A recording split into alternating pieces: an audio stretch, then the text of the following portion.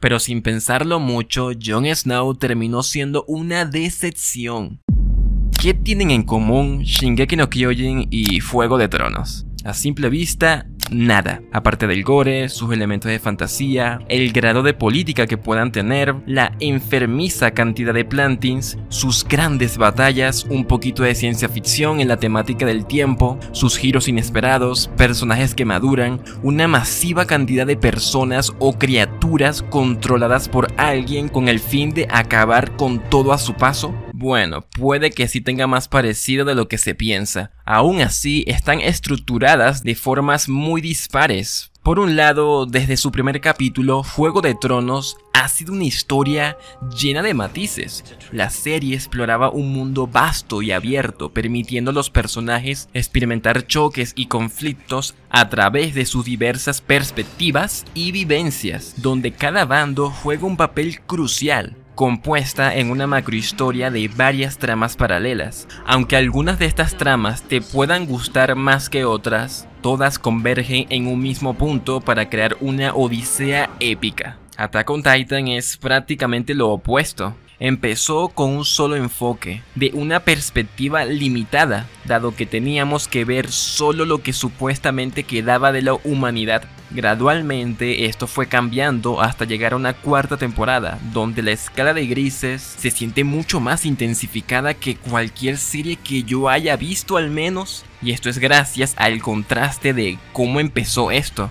Y si bien tienen cosas en común, son bastante opuestas en sus bases y casi no tienen nada que ver en los temas que tratan, pero tenemos un patrón muy parecido, siendo la razón de este video para hacer una comparación de cuál estuvo mejor manejado, y eso es la muerte de Eren Yeager y Jon Snow.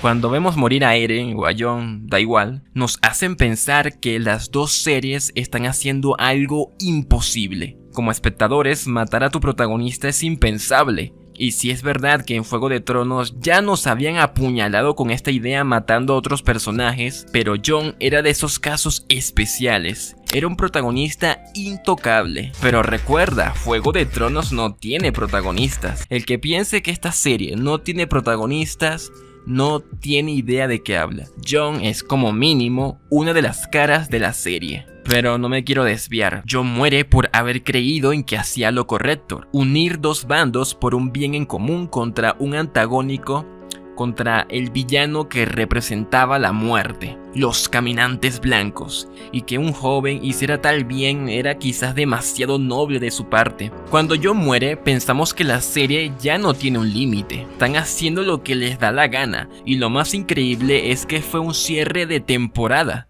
pero no fue así. Pero espera, Jon, vamos con Eren. Y cito a un amigo mío: esta serie va en serio. El escritor no tuvo piedad por la premisa que nos presentan. Apenas llevábamos 5 capítulos, el chico que quiere ir afuera de las murallas muere enfrente de su mejor amigo, justo cuando lo había salvado. Los últimos 2 personajes que vemos en este momento son Armin, traumatizado por lo que él y nosotros acabamos de ver, y a Mikasa teniendo un presentimiento como el típico sexto sentido que tienen los personajes cuando algo malo está pasando, y esto te puede hacer teorizar que la historia seguiría su rumbo con Mikasa y Armin ser los que llevarían la batuta de la serie, junto con todos los secundarios, para tal vez llevar el sueño de Eren, pero ramificado en los 2 ya mencionados. Pero no fue así.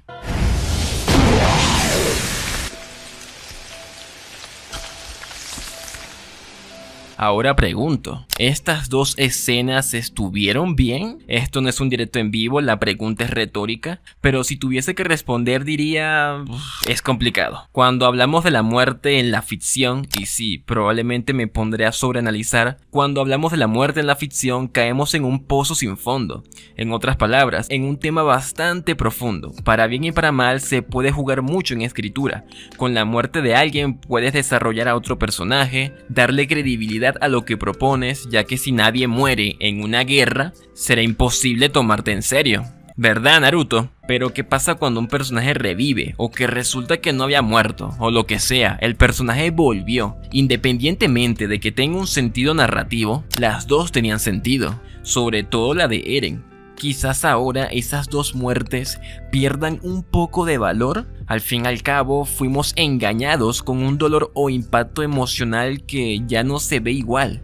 Tanto Isayama como Martin troleó un poco al espectador, y esto no lo digo como una crítica negativa, todo lo contrario. Puede ser una decisión bastante buena si se sabe usar bien lo que ya habías escrito previamente y todo el potencial a futuro en el personaje.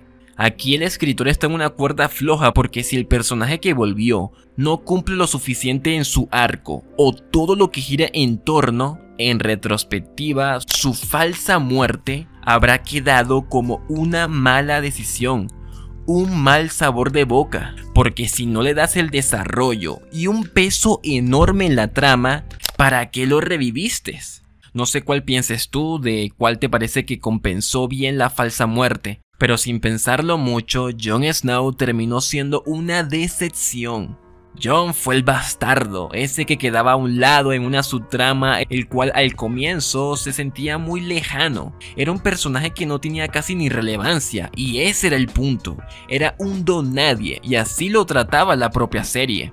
En un camino del héroe donde temporada a temporada fue creciendo hasta luego de su muerte volverse el rey del norte, como si hubiese resurgido, bueno, literalmente, pero eso no era lo único que teníamos que ver en el arco de este personaje.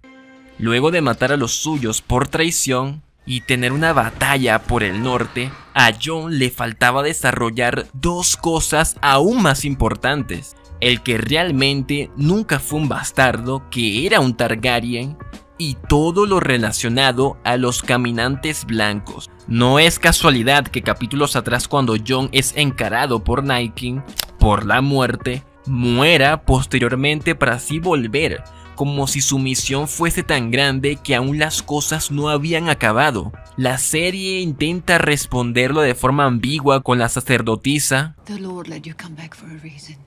y aún no teníamos una respuesta completamente clara, pero habían piezas que estaban para desarrollar algo muy bueno. Esto, por desgracia, no llegó a nada, tanto por la no muerte de Jon como por los propios caminantes, que tampoco desarrollan nada. Y no, Jon no revivió porque tenía que ser el rey del norte. La propia serie nos hace entender que todo lo referente a los reyes, al trono y al poder son irrelevantes ante la muerte que se acerca. Revivió porque era una pieza clave en la guerra contra los caminantes blancos. ¿Y qué hizo Jon en la larga noche?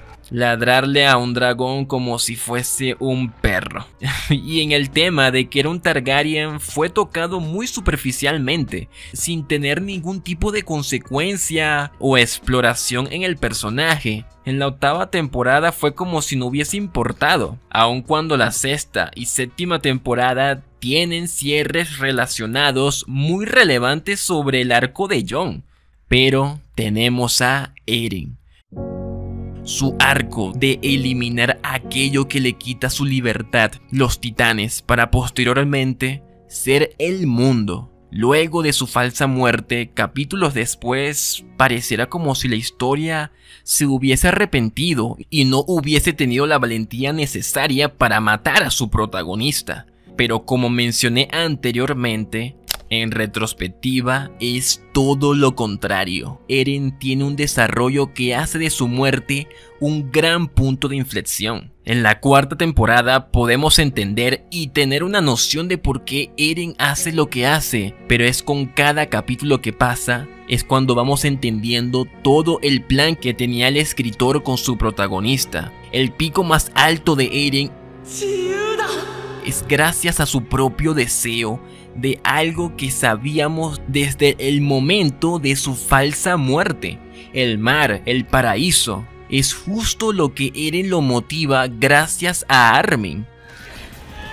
Al salvarlo, llega a decirlo, llegar a ese paraíso, ser libres. Su falsa muerte es una reminiscencia a este hermoso y a la vez cruel suceso. No es casualidad que al estar en este escenario, hable con Armin a través de los caminos. Su falsa muerte se ve completamente diferente cuando llegamos a este momento. Súmale que su desarrollo de principio a fin es que está muy bien, sino que además logra tener un hilo que conecta con esta falsa muerte que parecía solamente ser un momento impactante para el espectador y poco más. Pero no.